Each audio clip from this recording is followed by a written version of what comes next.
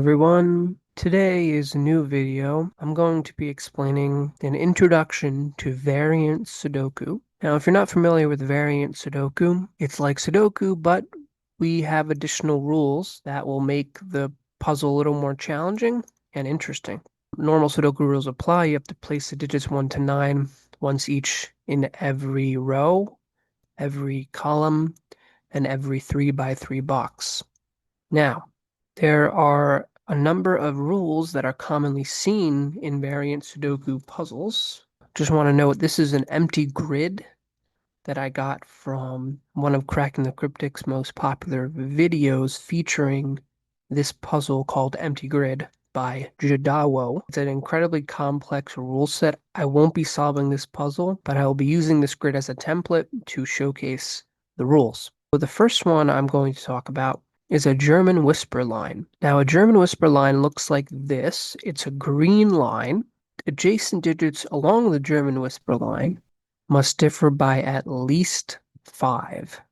So what that means is that if this is a 3, this digit is adjacent to the 3 and needs to differ by at least 5, so it has to be either 8 or 9. It can't be 7, right?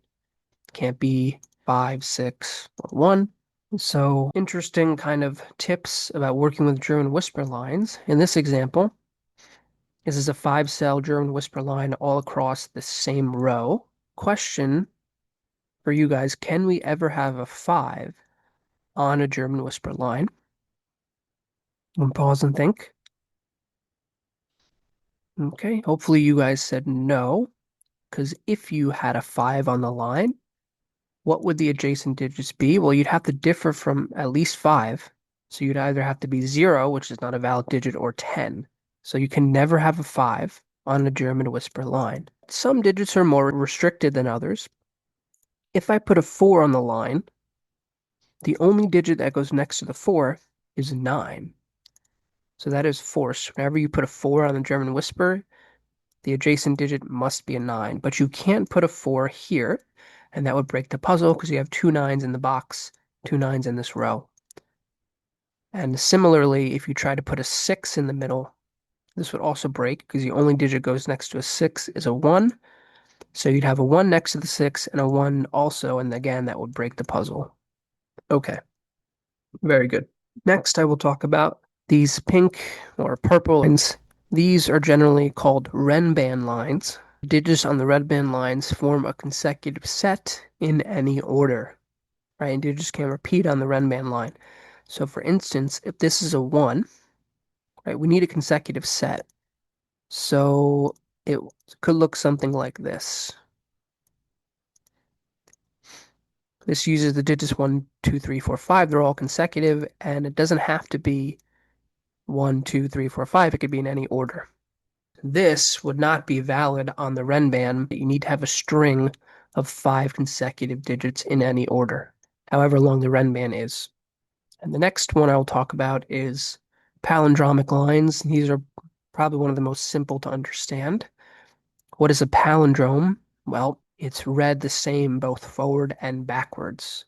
So if I have the number, let's say 121, obviously this breaks Sudoku, but this number is a palindrome because it's read the same forward and backwards, 121.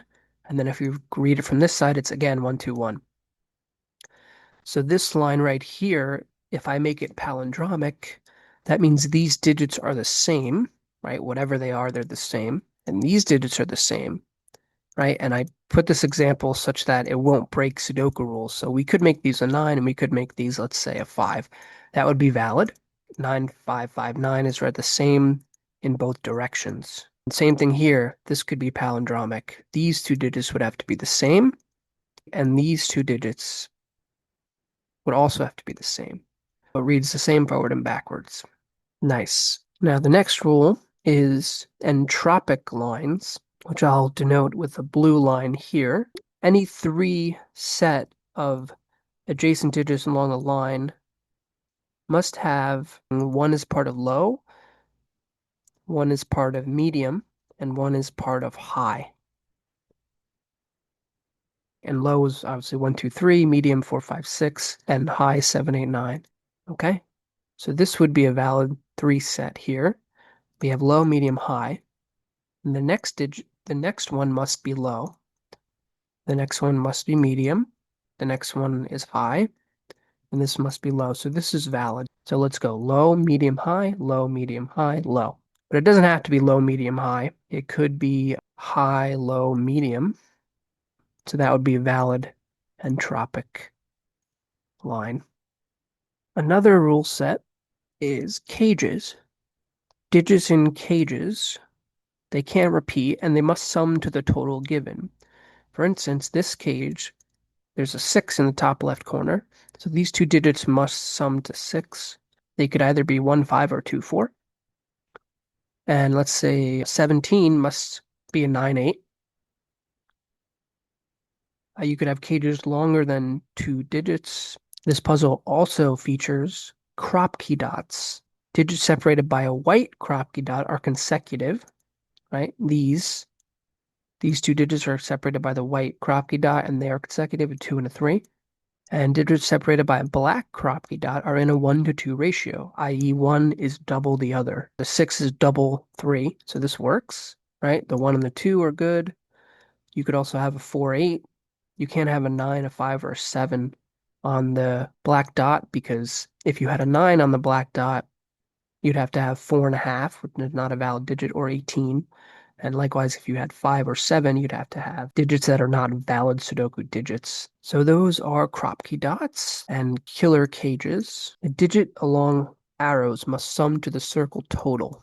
So this is a circle 6, and it's connected, right, to arrows. So these two digits sum to the circle digit. So 5 and 1 sum to 6, right? 7, right? 3 and 4 sum to 7. They're on the arrow. Yes, okay, perfect. So this is a good example of a thermometer. What is a thermometer? Obviously, it tells temperature, but in the Sudoku world, along a thermometer line, the values of the cells must strictly increase from the bulb end. So this is the bulb end, right? And this is the thermometer. It doesn't have to be in a straight line, right? As you can see from the puzzle. But if this is a 6, digits must increase from the bulb end. So this has to be 7, 8, and 9.